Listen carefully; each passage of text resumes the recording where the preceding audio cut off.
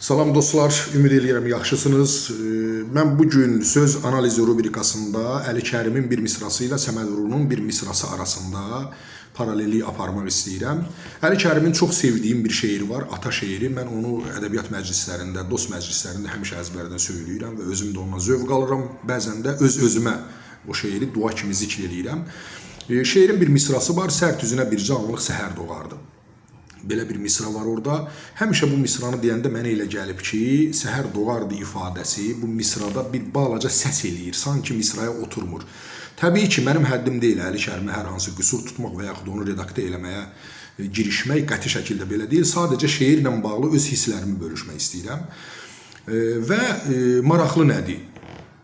Eyni ifadəni Səməd Vurğunda görmüşəm. Əli Kərimdə qüsur kimi mənə gələn, çatışmazlıq kimi mənə gələn bir komponent Səməd Vurğunun şeirində yüksək poetik səciyyəyə xidmət edib. Mən indi Səməd Vurğunun nümunəsini də sizinlə bölüşürəm. Deyir, aynəbənd evlərin eyvanı sərin, yuyunur qoynunda al şəfəqlərin. Hər batan axşamın doğan səhərin, hüsnü salamlayır al pəncərəni, səadət ilhama çağırır məni. Fikir verdiniz, hər batan axşamın doğan səhərin. Düzdür, Səməd Vurğun burada eyni ifadəni təyini söz birləşməsi şəklində işlədib. Amma sir burada deyil. Sir ümumilikdə şeirin ruhunda, şairin enerjisində və ilhamında, onun sənətkarlıq xüsusiyyətlərindədir.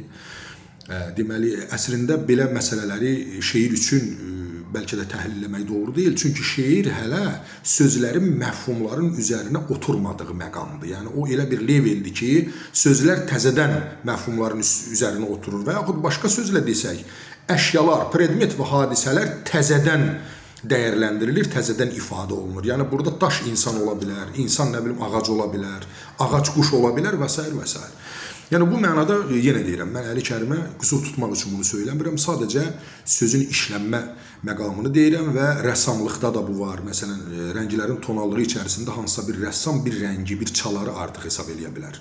Musiqinin içərisində bir melodiyanın, bir yaxşı bəstəkar və yaxud suluxu olan ciddi bir dinləyici onun orada artıq olduğunu, özlüyündə gözəl bir melodiyanın məhz o kombinasiyada artıq olduğunu söyləyə bilər, eləcə də başqa sənətlərdə. Burada da eyni şeylə üz-üzəyik. Fikir verin, sərt üzünə bircə anlıq səhər doğardı. Deyilişdə də bir balaca narahatlıq var, amma bura baxın, hər batan axşamın doğan səhərin, hüsnü salamlayır al pəncərəni, səadət ilhama çağırır məni. Sərt üzünə bircə anlıq səhər doğardı, bilməzdim ki, hansı nurlu düşüncələrdən. Hər batan axşamın doğan səhərin, hüsnü salamlayır al pəncərəni, səadət ilhama çağırır məni. Bütün izahlardan sonra ən böyük həqiqəti ilə mətnin özü deyir. Mən sadəcə mətnə sizi yönəltmək istədim. Çox sağ olun.